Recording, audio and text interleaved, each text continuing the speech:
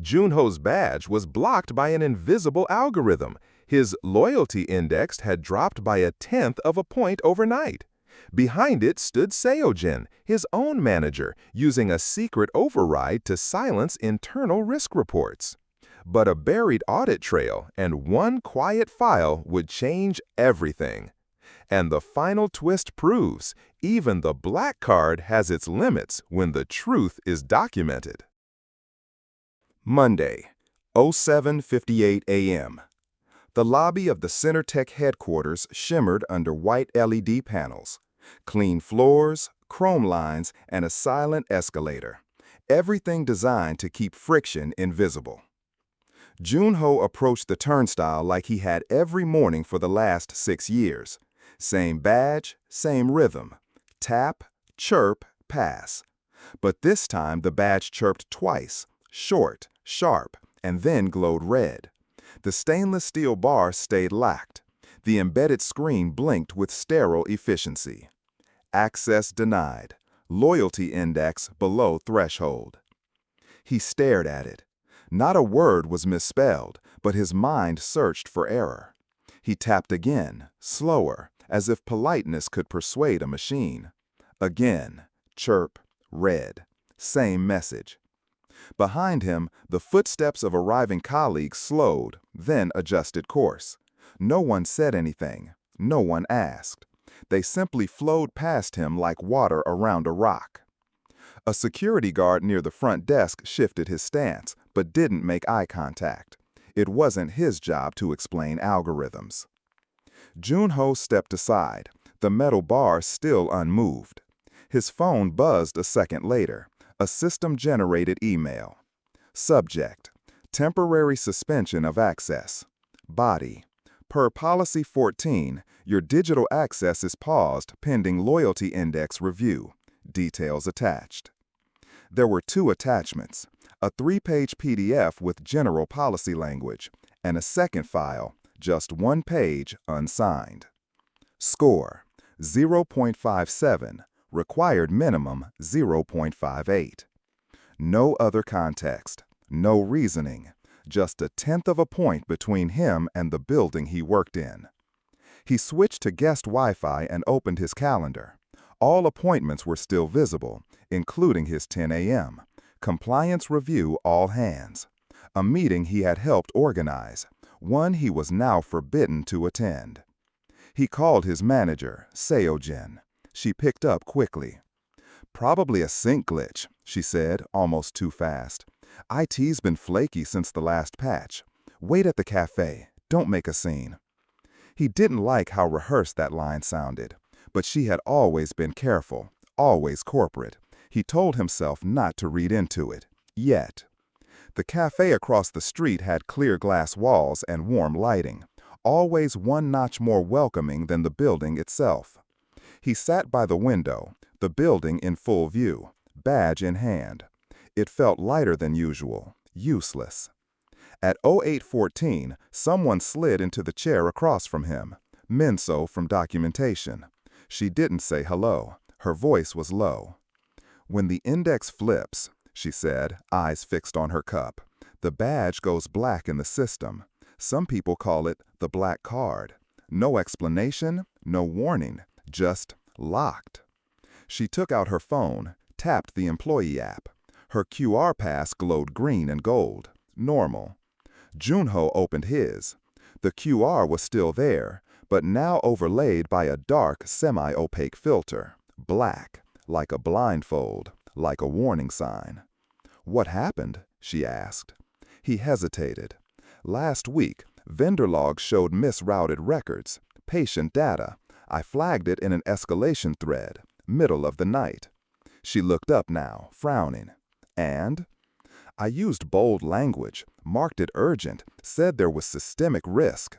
They replied 6 hours later with, 'handled, no resolution.' I followed up. Silence." "Did you copy Seo-jin?" He nodded. "And internal risk." Minso leaned back slightly, like the words had weight. "They say the index is automated, but people can influence it. Certain people." He scrolled to his calendar again. The 10 a.m. meeting was still there. Compliance review all hands. He couldn't attend, but he could watch from outside. And that was the part that unsettled him most. They hadn't revoked everything. His systems weren't deleted. His accounts hadn't been wiped. He was in limbo, visible, but outside, present, but invalid. A group of executives walked past the cafe window. He recognized them. Compliance, legal. One of them, Ha-Joon from vendor relations, glanced at his phone, then back at the Center Tech Tower. They entered through the executive side door. Then a new notification slid onto a screen. It was subtle, understated, and came not from HR, not from his manager, but from Compliance Central. Audit scheduled. Subject: Vendor Risk Adjustment Logs. Case reference E4421. You are included. He stared at the message. They'd scheduled an audit. Before anyone spoke to him. Before he could appeal, explain, or defend. Somewhere upstairs, in one of those sealed glass conference rooms he used to walk freely into, someone had already decided that his case was audit-worthy, but not discussion-worthy. And outside, under a sky that had turned dull with morning haze, Joon-ho realized something quieter than rage and sharper than fear. It wasn't just about a broken badge. It was about being reclassified by a number, by a decision someone made behind a firewall. And that decision had closed the door. By noon, the system had finished its silent work. First went his workstation account. The login screen flashed blue, then error. Account disabled. Contact administrator. No explanation, no override path. The cursor blinked at him like an unanswered question. Next, the cafeteria credits. When he tapped his phone at the lunch terminal downstairs, the reader pulsed red. Balance review pending. He stood there, tray in hand, while the line behind him shifted with quiet discomfort. He left the tray on the counter and walked out. His commuter stipend, normally paid at $11.45, showed as withheld compliance flag. The internal HR app wouldn't load. Notifications from the wellness portal stopped entirely. His status across internal dashboards now appeared as access restricted, loyalty review. But none of it was loud. That was the brilliance and the cruelty of the system. It didn't confront or accuse. It didn't deliver punishment in the old-fashioned sense. It simply removed access, one convenience at a time, until the person behind the badge no longer existed in the building's logic. He walked the perimeter of the headquarters campus, tracing half a city block. The glass tower reflected blue light from the sky, pristine, as though nothing inside could possibly be broken. His phone grew warm from repeated checks. Dozens of messages had piled up from his family group chat. "Are you okay? What happened at work? We saw the compliance review notice. Your name's in it? Is this serious?" He replied carefully. "Small tech issue, looking into it." He added a thumbs-up emoji. That made it seem normal. At 12:32, near the rear loading dock, he found a quiet bench between two landscaping hedges. A neutral space. And there, without warning, So-Yun from Internal Audit approached. She wore a visitor badge clipped to her bag. Her eyes scanned the sidewalk behind her before she sat down beside him. "I'm not here," she said, voice low, "and I didn't see you." She handed him a printed stack of emails. The first subject line, Loyalty Module Integration, Badge Sync Activation. The vendor logo was blacked out by a permanent marker. Deliberate, controlled. "This," she said, tapping the top page, "is what flipped your badge." He read. The language was designed to sound helpful. The Loyalty Index module enhances operational integrity by preemptively managing access privileges based on behavioral indicators. "What indicators?" he asked. She took a breath. "Your calendar, your Slack metadata, the hours you're active, the types of language you use in email threads, manager feedback logs. It's all piped into the vendor's module. Then the system calculates a confidence score tied to your risk profile. He frowned. And who sets the threshold? Formally, she said, the risk committee, quarterly. But practically? She pointed at a line in the email thread. Manager admin panel, optional cool and heat adjustments per employee. They can raise or lower your score at will? Temporarily, yes, until the next batch recalculates. Her mouth tightened. And our KPIs, do you remember those? 0 escalations per quarter. So when someone raises an uncomfortable risk, well, that becomes the escalation, and the pressure rolls downhill. He pulled out his phone and opened archive chat logs. Last Wednesday, the 2 a.m. vendor thread. He had escalated a serious flaw, misrouted patient data logs.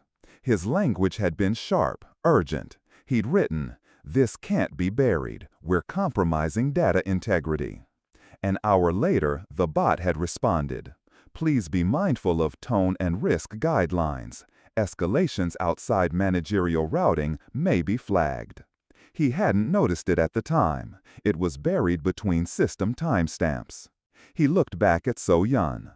"They tagged my tone?" "They tagged your escalation," she said. "That's the difference between a team player and a compliance risk, at least to the algorithm." She glanced around, then leaned closer.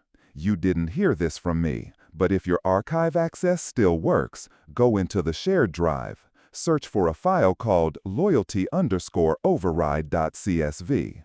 It's not restricted. Yet." He nodded. She stood. "Keep your head down, especially today. The audit may look official, but it's not always neutral." At 1:15, he was at the city library, logged into a guest terminal. He tunneled through two-step verification to access his personal mailbox. From there, the shared drive was still visible, read-only mode. He searched the file name. It was there, loyalty_override.csv. He opened it. The spreadsheet was raw and unstyled, clearly meant for back-end tools, not human eyes. But the structure was simple. Employee ID, manager ID, score delta, reason code, timestamp. He searched for his employee ID. There it was, E4421. The manager ID, SJ003, So-Jin's internal code. Score delta, -0.05. Reason code, heat, descent in high-risk thread. Timestamp, 0312, same night he escalated the vendor logs. He stared at the timestamp. 0312. It wasn't automated. It wasn't delayed. It was targeted. A manual heat trigger. 0.05 of a point. Just enough to push him below the access threshold. Just enough to lock him out of his own floor. He opened the company news portal, needing, without knowing why, to see her name again. Right there, top of the home page. Leadership Integrity Award, Manager So-Jin. Her photo smiled back at him, composed, professional, admired. The article praised her for navigating complex vendor relationships with discretion and strength. A masterclass in corporate poise. As he scrolled, a compliance banner interrupted his view. Reminder: discussing loyalty evaluations violates NDA Section 7.4. He froze. The warning wasn't a coincidence. It had detected the file name. He closed the tab, but not before taking a screenshot. His hand didn't shake. Back in his calendar, the 10 o'clock compliance review event had expanded. New details. Audit Protocol Phase 1. Subject E4421. Observers only. He wasn't listed as a contributor, not even a witness. He was a case. He leaned back in the stiff library chair, the fluorescent lights humming above him. The badge failure, the score drop, the empty card, none of it had been an error. It was procedure. Invisible, deniable, effective. And it had a name. Loyalty Override. That night, the apartment was silent, except for the whisper of the printer and the soft, rhythmic hum of the desk lamp. Joon-ho sat surrounded by paper, each page a quiet piece of truth pulled from the margins of a system that preferred to leave none. His archive token would expire by midnight. He worked fast, pulling down what he could. Versioned policy documents, metadata trails, revision logs, buried YAML configs, flattened CSVs.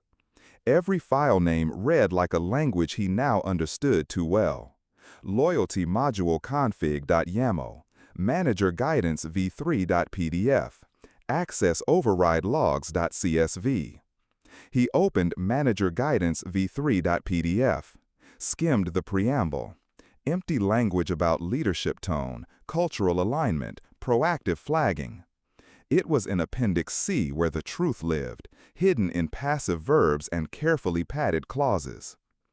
In critical reputational scenarios, mentors may temporarily adjust subordinates' loyalty index to preserve unit stability pending review.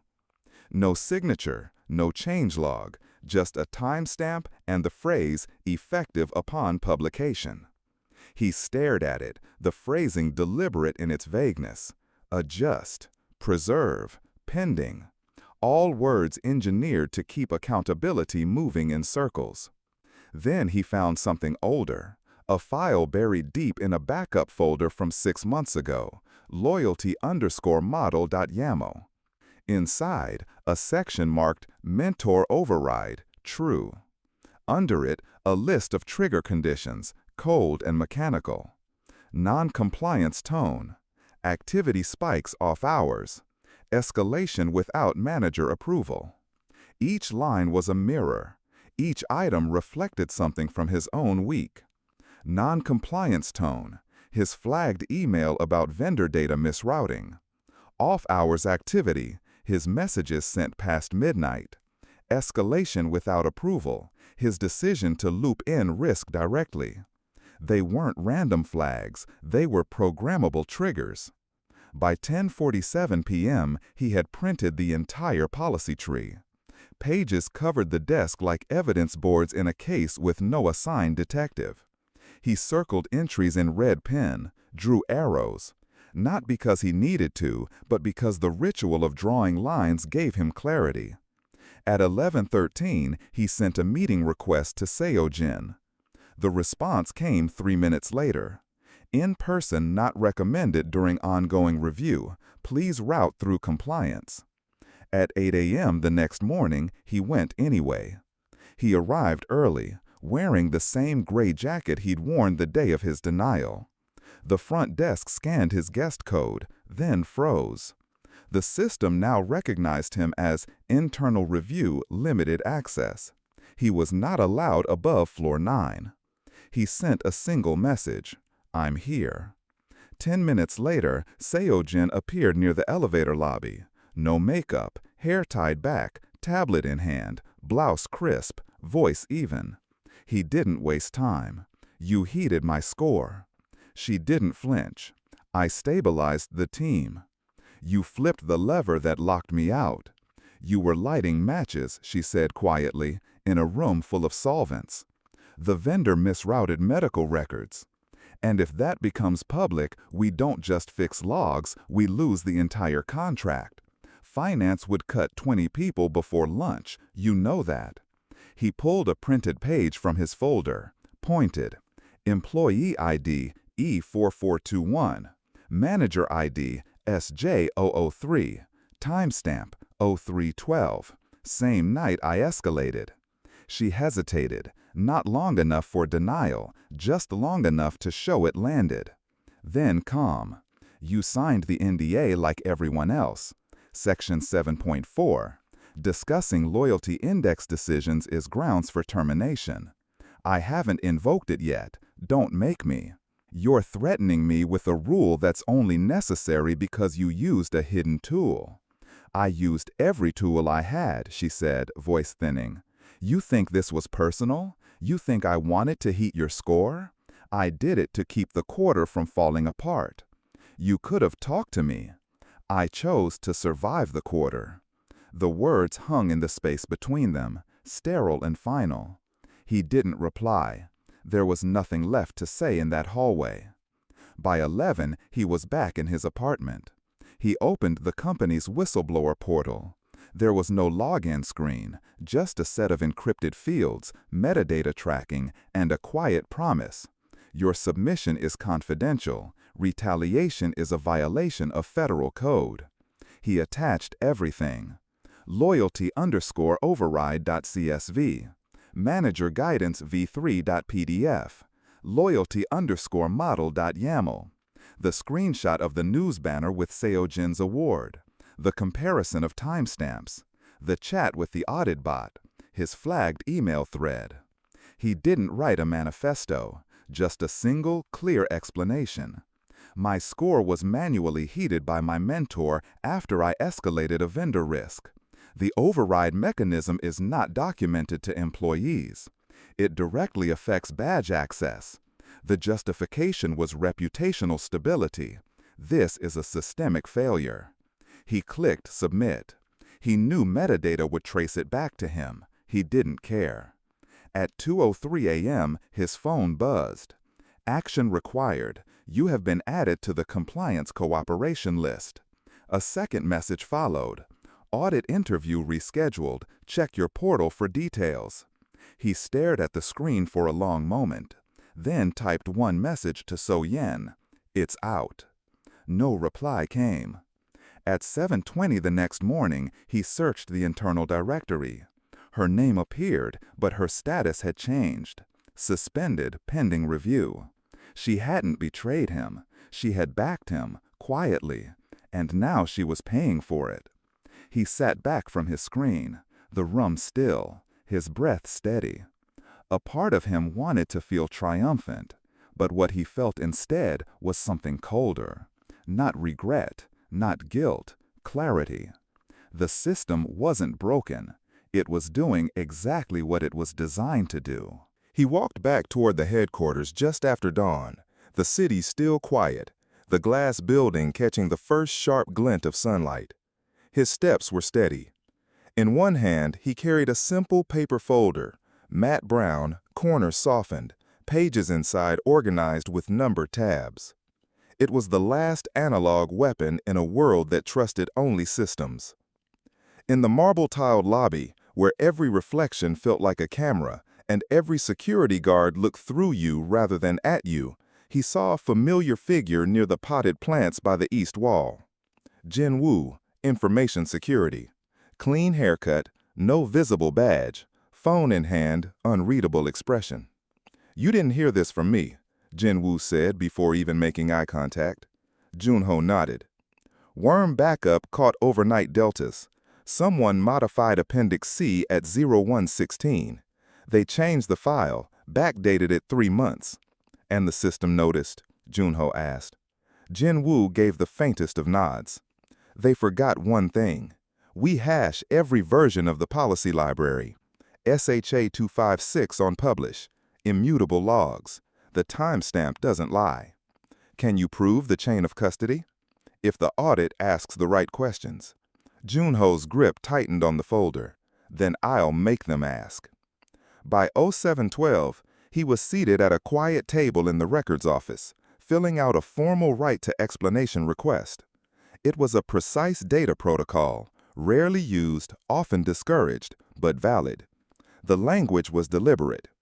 Requesting disclosure of all algorithmic features, weightings, thresholds, and human override events that influenced loyalty index scoring for employee ID E4421 within the previous 90 days. He submitted it via the internal data transparency channel, knowing that once filed, it became part of the audit trail. Next, he opened his calendar and created a meeting titled Calibration Session, Vendor Model Transition Brief. He added Ha-Jun, the vendor liaison, as the main participant. Then CC'd Legal, the Ombudsman's Office, the chair of the Board Audit Committee, and attached a PDF agenda. The final item on that agenda was simple: Model Governance and Manual Override Scope Evidence Review. He included a checksum sheet, each file listed with its SHA 256 fingerprint. LoyaltyModel.yaml, Manager Guidance v2.pdf, Manager Guidance v3.pdf, Loyalty Override.csv, Visitor Log Export.pdf, and at the bottom from Facilities, Visitor Log, Vendor Lab, Badge ID SJ-003, Time 043 to 137, Purpose Document Review. The implication was clear. By 0859, he stepped into Conference Room 12 as a guest.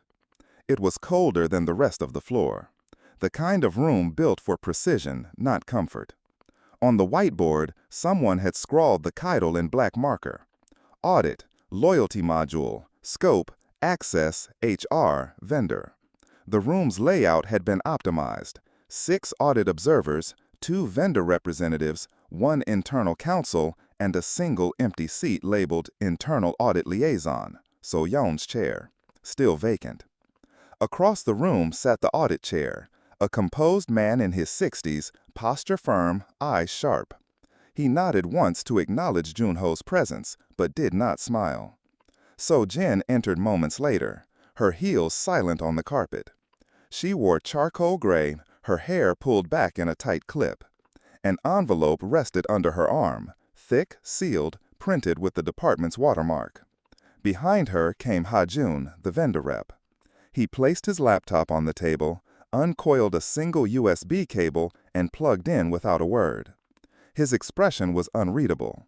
The vendor always stayed neutral until it was no longer safe to be. The audit chair adjusted his glasses. "Let's begin by aligning on facts," he said. "Who owns the threshold logic, who adjusted it, and under what authority? Then we'll discuss the chain of custody for the documents in question." So Jin gestured toward Joon-ho. "I request we exclude Mr. E4421, she said smoothly. "He is the subject of this investigation. His presence may compromise procedural neutrality." The chair didn't look at her.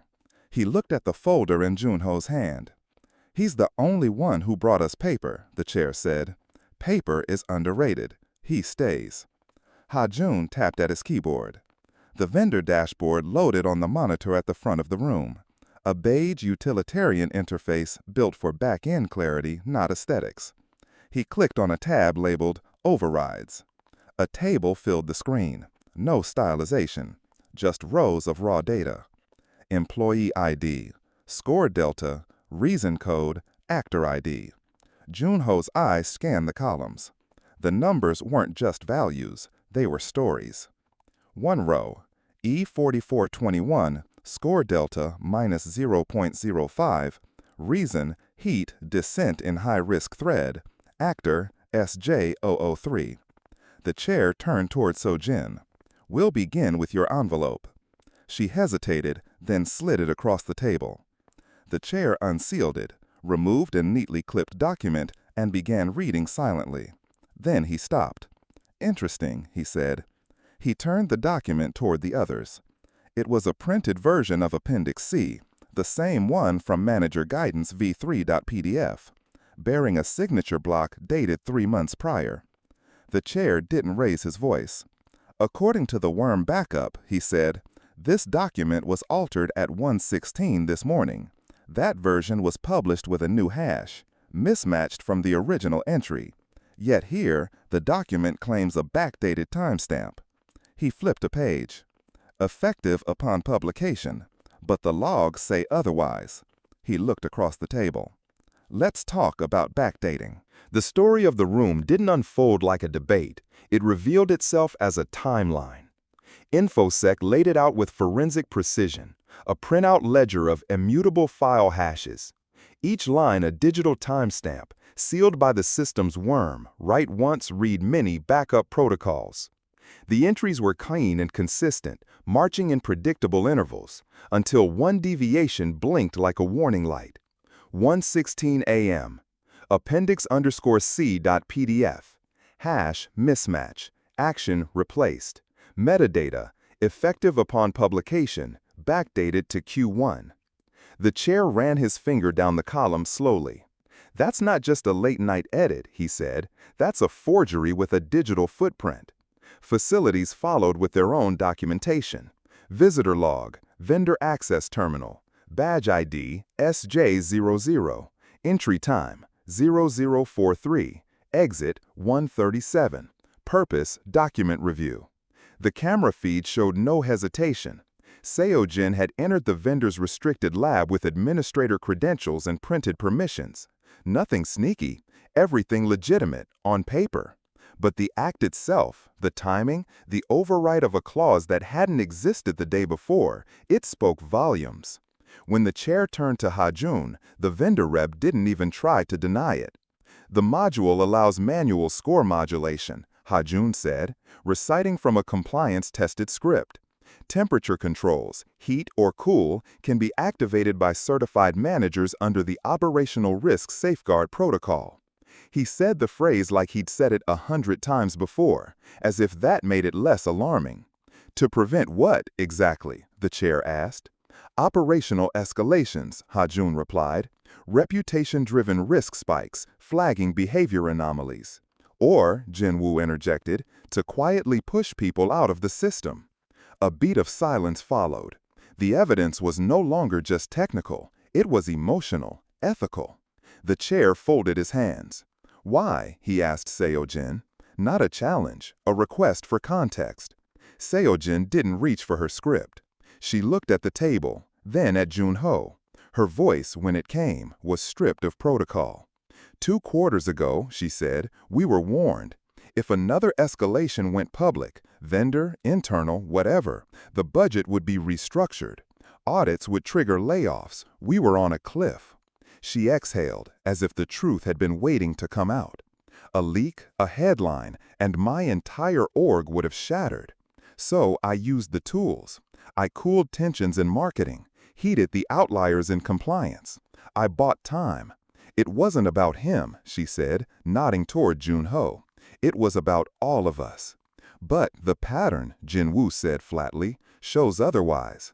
5 heats in Q2, all correlate to employees who raised vendor risks, including E4421. The audit chair didn't raise his voice. Raising a risk, he said, is not disloyalty. It's survival, Seo-jin said quietly, and so is silence. I didn't sabotage anyone. I just managed outcomes. I didn't think I was the villain. The existence of a secret lever, a voice said from the doorway, turns good options invisible.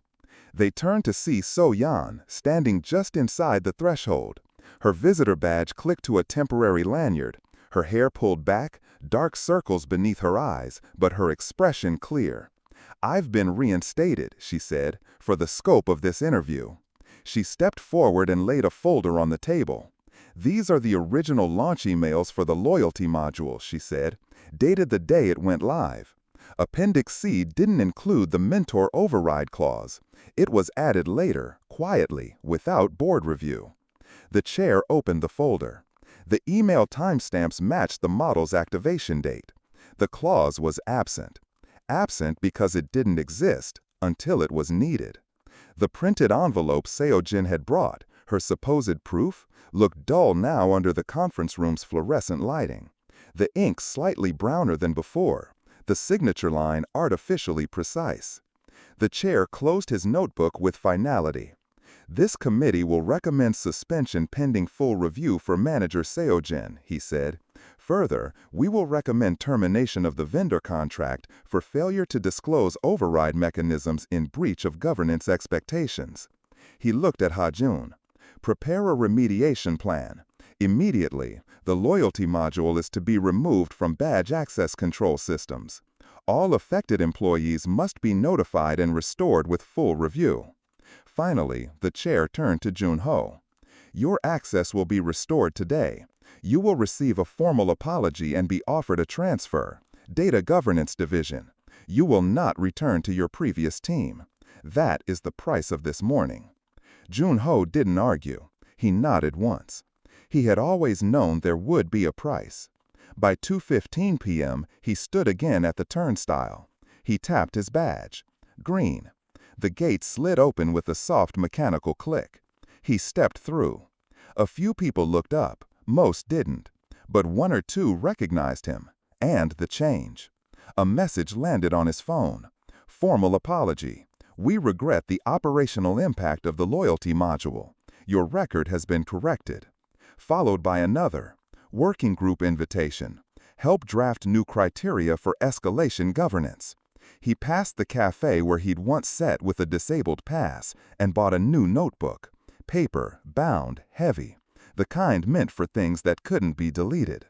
That evening, he met in a glass-walled side room with So-yeon, Jin-woo, and a few others whose cards had also once gone dark. They didn't speak of revenge. They spoke of protocol.